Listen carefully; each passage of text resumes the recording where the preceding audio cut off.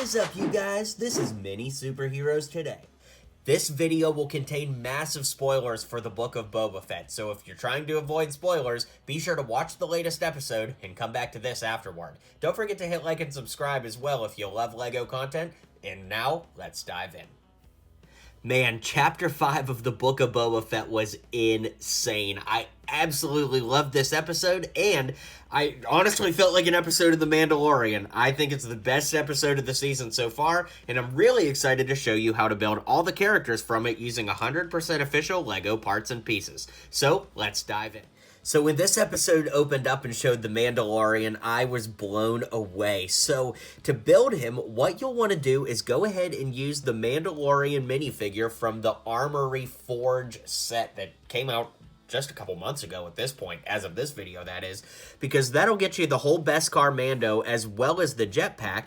Then you'll want to throw one of the gray capes on from one of the older Mandalorians, and I gave him a black sword that I took a little bit of white out and dabbed around the edge to make the Darksaber. It's very simple, and yes, I know it breaks the purist method, but come on, we all probably have at least a couple of these swords laying around, and it definitely looks awesome. So that's the Mandalorian. Here we have the Armorer, who is a really surprise inclusion. I really loved seeing her again.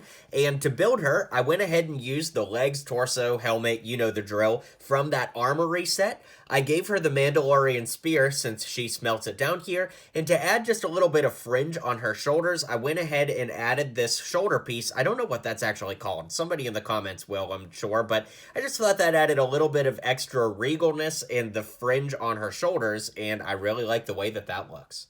It was crazy that Paz Vizsla showed up, and to build him, I went ahead and used the figure from that Armory set. Who would have ever guessed that that Armory set would come in so much handiness here just a couple months after it came out? Pretty wild. Here we have Peli Motto, and I changed her look up from the last time I built her in the Mandalorian Season 2 showcase, which you should go watch if you're a big fan of these customs and the Mandalorian. Anyways, to build her, I used some brown legs and brown arms attached to the torso here from one of the Naboo Guard minifigures. The hands, head, and hair all come from Elaine from the LEGO Seinfeld set. Pretty simple, and I really like the way this turned out.